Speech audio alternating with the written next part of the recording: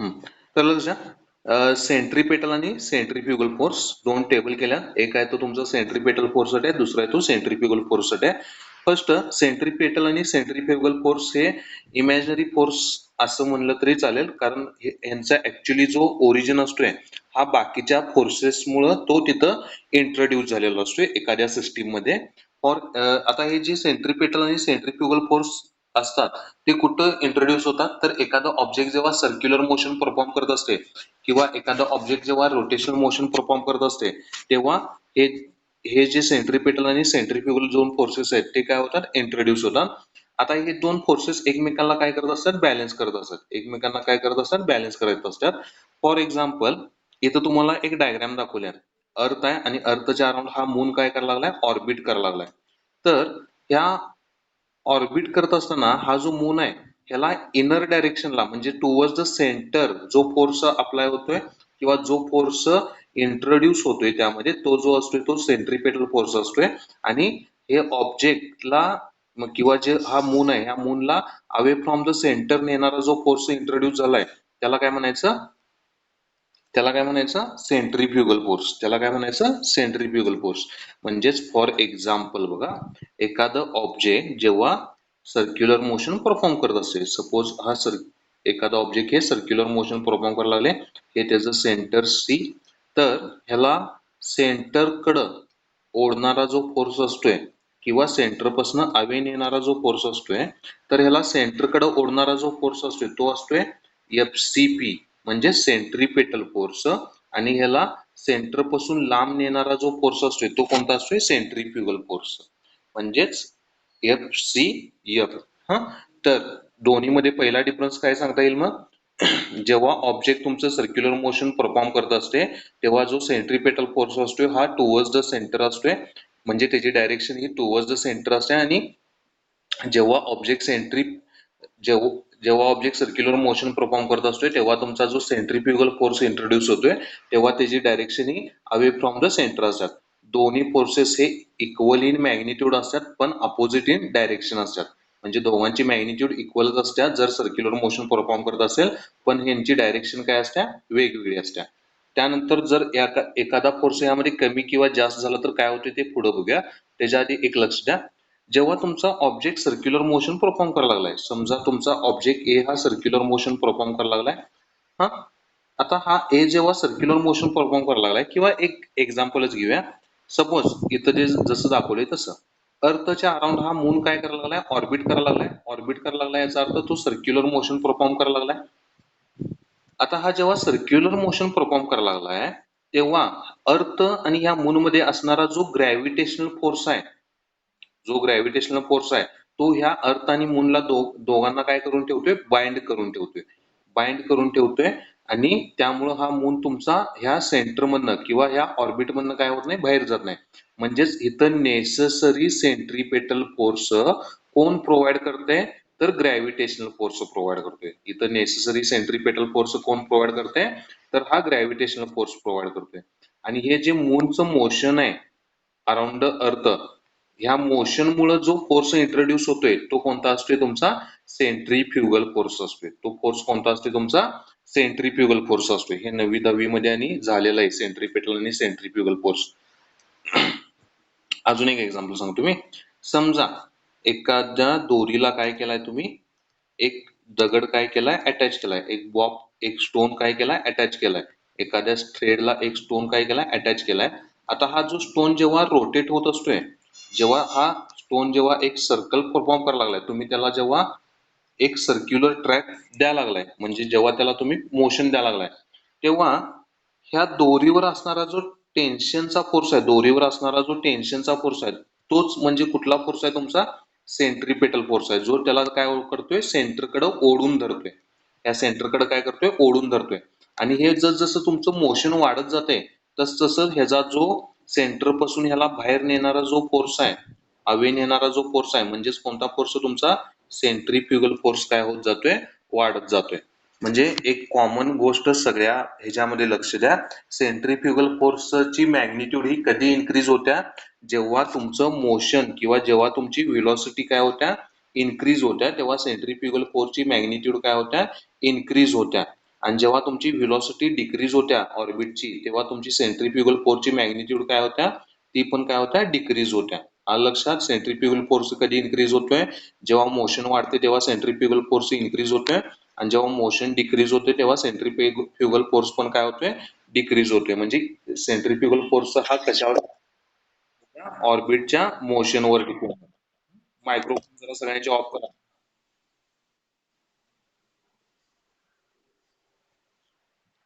अजून एक एक्झाम्पल लक्ष द्या. सपोज इथं अर्थच्या अराउंड मून ऑर्बिट करायला लागलाय. तसंच अजून एक एक्झाम्पल काय सांगू शकतो आपण, इलेक्ट्रॉन हा, एखादा इलेक्ट्रॉन हा काय करायला लागलाय, न्यूक्लियसच्या अराउंड काय करायला लागलाय, ऑर्बिट करायला लागलाय. तर ह्या इलेक्ट्रॉन मध्ये आणि त्या न्यूक्लियस मध्ये फोर्स ऑफ अट्रॅक्शन जो असतोय तो कोणता असतोय रे?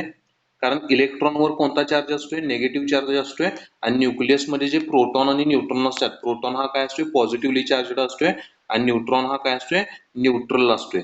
त्यामुळं इलेक्ट्रॉन आणि हा न्यूक्लियस जो आहे त्यांच्यामध्ये फोर्स कुठला असतोय, अट्रॅक्शनचा फोर्स असतोय. This is nothing but electrostatic force of attraction. दोन प्लस प्लस चार्जेस असतील किंवा दोन मायनस मायनस चार्जेस असतील तर त्यांच्यामध्ये जो फोर्स असतोय तो कसला असतोय, रिपल्शनचा, इलेक्ट्रोस्टॅटिक फोर्स ऑफ रिपल्शन. पण दोन डिसिमिलर चार्जेस असतील जसं निगेटिव्ह आणि पॉझिटिव्ह तर त्यांच्यामध्ये जो फोर्स असतोय तो कोणता असतोय, अट्रॅक्शनचा. मग हा इलेक्ट्रॉन जेव्हा ऑर्बिट करायला लागलाय, हा इलेक्ट्रॉन जेव्हा सर्क्युलर ऑर्बिट करायला लागलाय, सर्क्युलर मोशन परफॉर्म करायला लागलाय, तेव्हा ह्याच्यावर असणारा जो नेसेसरी म्हणजे सेंटरकडे जो असणारा फोर्स आहे तो कोणता आहे, इलेक्ट्रोस्टॅटिक फोर्स. म्हणजे इथं नेसेसरी माझं एक स्टेटमेंट काय येते बघा, ह्या इलेक्ट्रॉनच्या केसमध्ये नेसेसरी जो सेंट्रीपेटल फोर्स आहे सर्क्युलर मोशन हे बॅलन्स ठेवण्यासाठी जो नेसेसरी म्हणजे गरजेचा जो सेंट्रीपेटल फोर्स आहे तो कोण प्रोव्हाइड करायला लागले, तर या दोघांमधलं इलेक्ट्रोस्टॅटिक अट्रॅक्शन. आणि ह्याला बाहेर जो ओढणारा फोर्स आहे हा कोणता आहे, सेंट्रीफ्युगल फोर्स. म्हणजे हा सेंट्रीफ्युगल फोर्स कशामुळे आहे, ते इलेक्ट्रॉनच्या मोशनमुळे आहे, इलेक्ट्रॉनच्या काय मोशनमुळे आहे. किंवा अर्थ इथं मून तुमचा अर्थच्या अराउंड रोटेट करायला लागलाय, किंवा मगाशी जे एक्झाम्पल सांगितलं मी, तुम्ही एखादा स्टोन स्ट्रेडला अटॅच केला आणि तो काय करायला लागलाय, ऑर्बिट करायला लागलाय. आता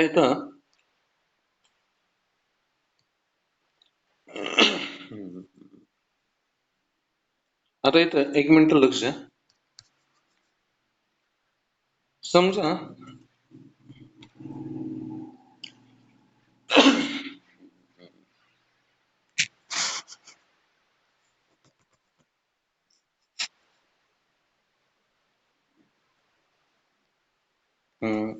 सपोज एखादा ऑर्बिट मध्ये तुमचा सेंट्रीपेटल फोर्स, एक मिनिट एक एक्झाम्पल घेऊया. समजा एक ऑब्जेक्ट तुमचा ए हा एका सेंटरच्या अराउंड काय करायला लागलाय, ऑर्बिट करायला लागलाय. किंवा एक मूनच घेऊया, हा मून काय करायला लागलाय, ऑर्बिट करायला लागलाय. आता हा मून ऑर्बिट करत असताना ह्याचा जो नेसेसरी सेंट्रीपेटल फोर्स आहे हा कोण प्रोव्हाइड करायला लागले, ग्रॅव्हिटेशनल फोर्स प्रोव्हाइड करायला लागलाय. आता ग्रॅव्हिटेशनल फोर्स कधी कमी जास्त होऊ शकतोय, कधी कमी जास्त होऊ शकतोय, जेव्हा त्याचं ऑर्बिटचं डिस्टन्स काय होतंय, इन्क्रीज किंवा डिक्रीज होतोय. म्हणजे सेंट्रीपेटल फोर्स कधी कमी होणार आहे, जेव्हा त्याची रेडियस काय होत्या, कमी होत्या, तेव्हा ग्रॅव्हिटेशनल फोर्स काय होतोय, वाढतोय, आणि तेव्हा सेंट्रीपेटल फोर्स पण काय होतोय, तुमचा वाढतोय.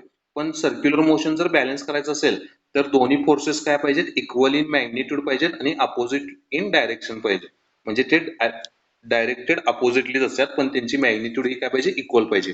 सपोज मी क्वेश्चन केला, हे मूनची ऑर्बिटल स्पीड वाढली, व्हेलॉसिटी वाढली तर तुमचा कोणता फोर्स वाढला, व्हेलॉसिटी जर इन्क्रीज झाली तर कोणता फोर्स वाढला तुमचा,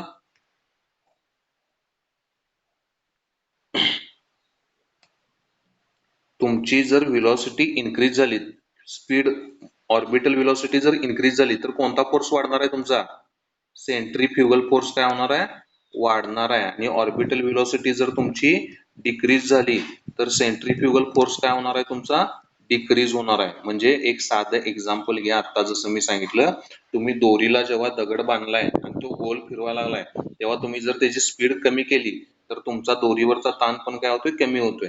पण जेव्हा तुम्ही त्याची स्पीड वाढवताय तेव्हा तुमचा दोरीवरचा जो ताण आहे, जे टेन्शन आहे ते पण काय होतंय, इन्क्रीज होते.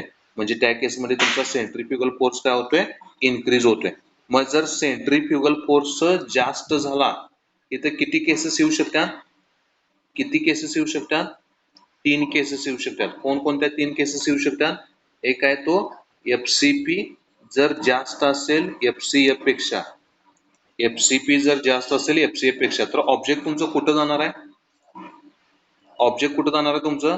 टुवर्ड्स द सेंटर जाणार आहे. म्हणजे सेंट्रिपेटल फोर्स जर जास्त असेल सेंट्रिफ्युगल फोर्स पेक्षा, तर ऑब्जेक्ट तुमचं काय जाणार आहे? टुवर्ड्स द सेंटर जाणार आहे. आणि जर सेंट्रिफ्युगल फोर्स जास्त असेल तुमचा कशापेक्षा? सेंट्रिपेटल फोर्स पेक्षा, तर ऑब्जेक्ट हे कुठं जाणार आहे? अवे फ्रॉम द सेंटर जाणार आहे. येतं लक्षात? आणि जर दोन्ही फोर्सेस जर इक्वलच असतील, दोन्ही फोर्सेस इक्वल असतील, तर ऑब्जेक्ट तुमचं काय करणार आहे? सर्क्युलर मोशन काय करणार आहे? बॅलन्स्ड सर्क्युलर मोशन काय करणार आहे? परफॉर्म करणार आहे. येतं लक्षात? बॅलन्स्ड सर्क्युलर मोशन काय करणार आहे? परफॉर्म करणार आहे. आलं लक्षात? सेंट्रिपेटल फोर्स आणि सेंट्रिफ्युगल फोर्स कधी वाढतोय मी सांगितलं. मोशन वाढलं तर सेंट्रिफ्युगल फोर्स काय होतोय? वाढतोय. मोशन कमी झालं तर सेंट्रिफ्युगल फोर्स काय होतोय? कमी होतोय. येतं लक्षात? येते का लक्षात? त्यानंतर डिफरन्स काय काय दिलाय बघा.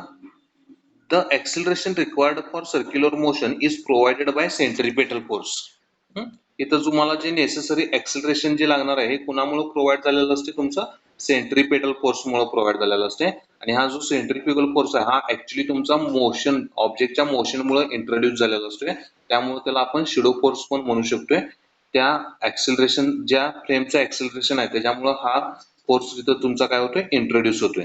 इथं तुमची फ्रेम ऑफ रेफरन्स ही काय असते? स्टेडी असते, म्हणजे स्टॅटिक असते. आणि ह्या केसमध्ये तुमची फ्रेम ऑफ रेफरन्स काय असते? ऍक्सिलरेटेड असते. आता जसं मी सांगितलं, जो सेंट्रिपेटल फोर्स असतोय हा टुवर्ड्स द सेंटर असतोय आणि डायरेक्टेड. तसा हा सेंट्रिफ्युगल फोर्स असतोय तुमचा, हा काय असतोय? Directed away from the centre. हा जो फोर्स आहे तुमचा रिअल फोर्स आहे, आणि हा जो फोर्स आहे तुमचा इमॅजिनरी फोर्स आहे, कारण ह्याला ऍक्च्युली अरायझिंगचं रिझन नाहीये. हा ऑब्जेक्टच्या मोशनमुळे तिथे इंट्रोड्यूस होतोय. इथं फॉर एक्झाम्पल तुमचं सांगितले अर्थ सॅटेलाइटच्या अराउंड रोटेट व्हायला लागल्या, त्यामध्ये हे दोन्ही केसेस तुम्हाला देता येतात. सेंट्रिपेटल फोर्स इथं नेसेसरी सेंट्रिपेटल फोर्स कोण प्रोव्हाइड करायला लागले? ग्रॅव्हिटी प्रोव्हाइड करायला लागल्या. आणि नेसेसरी सेंट्रिफ्युगल फोर्स हा कशामुळे प्रोव्हाइड व्हायला लागलाय? त्या मूनच्या मोशनमुळे प्रोव्हाइड व्हायला लागलाय. इथं दुसरं एक एक्झाम्पल सेंट्रिफ्युगल फोर्स काय सांगितले? जेव्हा तुम्ही पावसाळ्यामध्ये ड्राईव्ह करत असताय टू व्हीलर वगैरे फोर व्हीलर, तेव्हा त्या टायरला लागलेला जो चिखल असतोय, मड असतोय, तो काय होतोय? जेवढी स्पीड इन्क्रीज होते तेवढा तो काय होतोय? लांब फेकला जातोय. म्हणजेच इथं त्या मडवर असणारा सेंट्रिफ्युगल फोर्स काय होतोय? जास्त होतोय. आणि तो टायर बरोबर काय राहू शकत नाही? स्टिक राहू शकत नाही. त्यामुळे तो काय होतोय? लांब फेकला जातोय, कारण त्या केसमध्ये त्याची सेंट्रिफ्युगल फोर्स काय झालेला असतोय? इन्क्रीज झालेला असतोय. Therefore रिझल्टंट फोर्स काय द्यायचा तुमचा? सेंट्रिपेटल फोर्स काय द्यायचा? F is equal to minus M omega square R, आणि इथं काय plus M omega square R. M आता इथं मायनस आणि प्लस साइन काय इंडिकेट करतात? मायनसचा अर्थ आणि प्लसचा अर्थ दोघांची डायरेक्शन काय आहे? अपोजिट आहे. एम म्हणजे काय? मास आहे तुमचं. ओमेगा म्हणजे अँग्युलर व्हेलॉसिटी, आणि आर म्हणजे तुमचं रेडियस वेक्टर. तसंच इथं मास, अँग्युलर व्हेलॉसिटी आणि आर म्हणजे रेडियस वेक्टर. आता जर हे इक्वेशन तुम्हाला 11वी मध्ये हे जर डेरिव्हेशन पण झाले या इक्वेशनचं, सेंट्रिपेटल ऍक्सेलरेशनचं युनिफॉर्म सर्क्युलर मोशन मध्ये, मोशन इन प्लेन मध्ये, त्यामध्ये ओमेगाच्या जागी आपला फॉर्म्युला काय आहे? V is equal to R omega. याचा अर्थ ओमेगा स्क्वेअरच्या जागी तुम्ही काय पुट करू शकताय? V square divided by R square put करू शकताय. ते जर इथं ह्या इक्वेशन मध्ये पुट केलं तर इथं आर ला एक आर कॅन्सल झाला, म्हणजे तुमचा ओव्हरऑल सेकंड फॉर्म्युला काय तुम्ही डेरिव्हेट करू शकताय? सेकंड फॉर्म्युला काय तुम्ही डेरिव्हेट करू शकताय? सेंट्रिपेटल फोर्स किंवा centrifugal force is equal to M V square divided by R. M V square divided by R.